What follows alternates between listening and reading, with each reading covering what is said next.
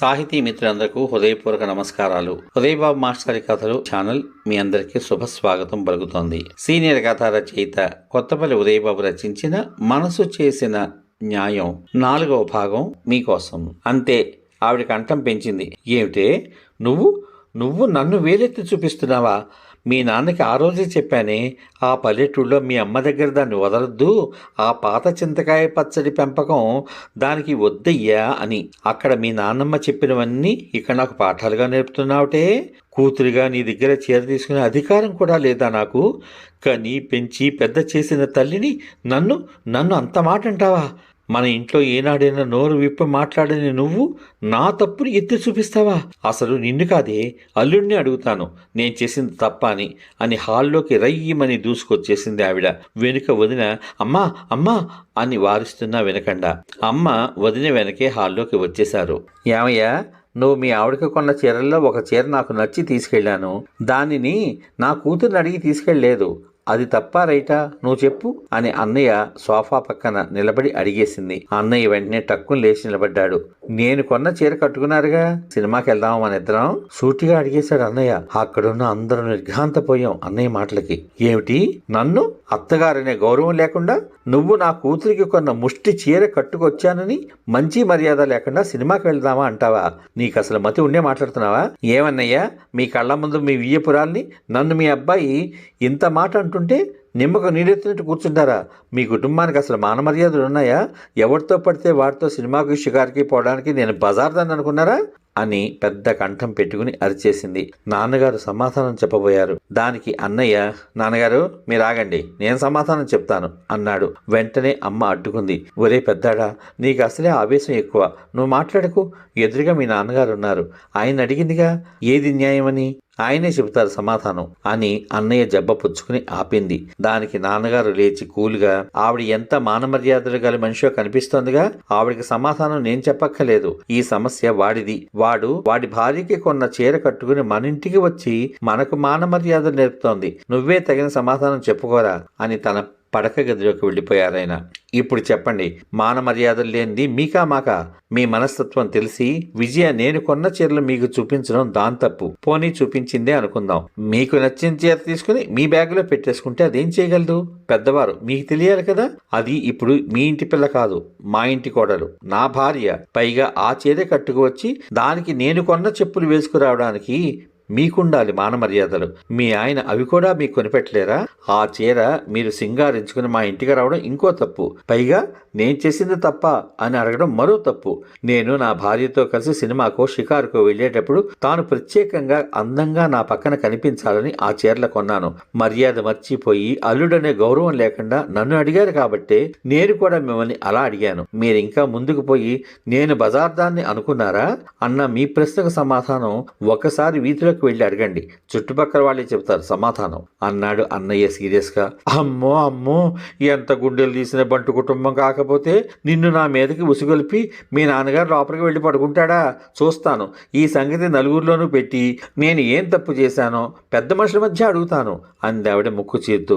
అమ్మా, మతి ఉండే మాట్లాడుతున్నావా? ఒక విషయంలోంచి ఒకదానిలోకి లాగి అలా పెడార్థాలు తీస్తావేంటి? నేను సుఖంగా ఉండాలని పెళ్లి చేశావా, లేదా నా కాపురాన్ని 10 మందిలో పెట్టి వీధిపాలు చేయదలుచుకున్నావా?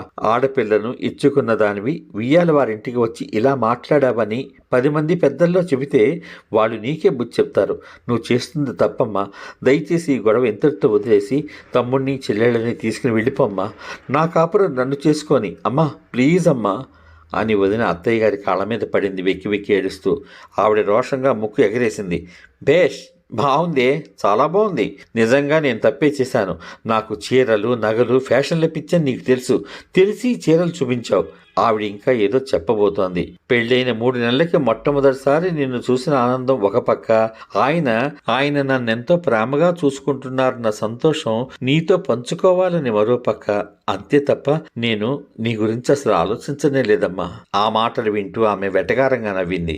అవునే, పెళ్ళై అత్తారింటికి వచ్చేసిన ఆడపిల్లని మొదటి 3 నెలలు ప్రాణంగానే చూసుకున్నారనుకో, ఇంకా ఆ పిల్ల అత్తవారి తరపునే మాట్లాడుతుంది. అలా మాట్లాడకపోతే ఏ మందో మాకో పెట్టి మాట్లాడించే తెలివితేటలు కూడా ఉంటాయి కొందరికి. ఏదైతేనే ఈ ఇంటి వాళ్ళు చాలా తెలివైన వాళ్ళు. ఏదో నా పిల్ల అనే చనువుతో తెలుసో తెలియకో చేసిన పని తప్పో రైటో వాళ్ళని అడిగి తెలుసుకుందామని ఆ పెద్ద ఆయన దగ్గరికి వస్తే కొడుకుని రెచ్చగొట్టి వెళ్లి ఆ తండ్రి పడుకున్నాడు. కొడుకును వద్దంటూనే ఆపినట్టు నటించింది మీ అత్తగారు. పొరపాటున అదే చీర కట్టుకు వచ్చిన పాపానికి అల్లుడి చేత ఎన్ని మాటలు పడాలో అన్ని పడ్డాను. చివరికి కన్న కూతురి చేత కూడా వెళ్ళిపోమ్మా అనిపించుకున్నాను. ఎంత అదృష్టమే నాకు. ఈ రోజు పొద్దునే లేచి ఎవరి మొహం చూశాను. ముందు రాకూడదనే అనుకున్నాను. తమ్ముడు చెల్లెళ్ళు అక్కను చూసి వద్దాం అన్నారని తింగర మొహంలా బయలుదేరాను. ఒరే పిల్లలు ఎక్కడున్నారా? ఆమె అరుపుకు పిల్లల ముగ్గురు గదిలోంచి హాల్లోకి వచ్చారు. చూసారా వెధవల్లారా, అక్కను చూద్దాం బావని చూద్దాం అని చంకలు ఎగరేసుకుంటూ బయలుదేరారు. ఎంత మర్యాద చేసేశారో వింటున్నారుగా. ఇక మీ వల్ల ఎన్ని మర్యాదలు పొందాలో. పదండి పదండి, ఆ సంచి పుచ్చుకుని బయలుదేరండి. ఈ విషయాలన్నీ అక్కడ మీ నాన్నతో చెబితే ఆయన కూడా నాకు గడ్డి పెట్టేవాడే. ఏం చేస్తాం, చేసుకున్న దానికి చేసుకున్నంత. పదండి అని పిల్లల్ని తీసుకుని వెంటనే బయలుదేరిపోయింది ఆవిడ. వదిన, నిండు ముత్తైదు అలా కన్నీళ్లతో మా ఇంట్లోంచి భోజనం చేయకుండా వెళ్తే మా ఇంటికి శుభం కాదు. నా మాట విని భోజనం చేసి వెళ్ళండి, లేకపోతే పిల్లలు మాడిపోతారు. అమ్మ విజయ, నువ్వు కూడా చెప్పమ్మా మీ అమ్మగారికి అని అమ్మ ఆవిడకు అడ్డుపడింది. అవునమ్మా, ఇదేమన్నా న్యాయంగా ఉందా? భోజనం చేసి వెళ్ళమ్మా ప్లీజ్ అని తల్లి కాళ్ళు పట్టుకుంది వదిన. నేను భోంచేసి వెళ్ళకపోతే మీకు అశుభం అని ఆలోచిస్తున్నారే తప్ప ఆప్యాయంగా భోంచేసి వెళ్ళమని చెప్పే పిలుపులా ఉందా మీ పిలుపు?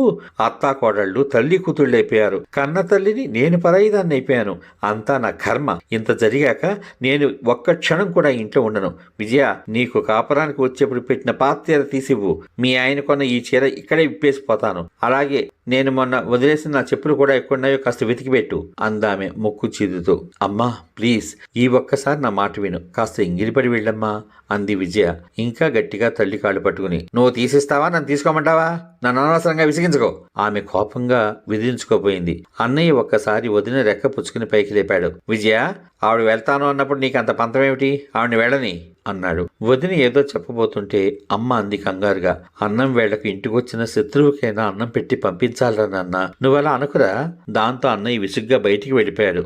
అవును మరి, శత్రువుని చేసేశారు, ఇంకా అన్నం పెట్టి పంపించేస్తే సరిపోతుంది. నాకు గతి లేక మీ ఇంట్లో తినాలి మరి.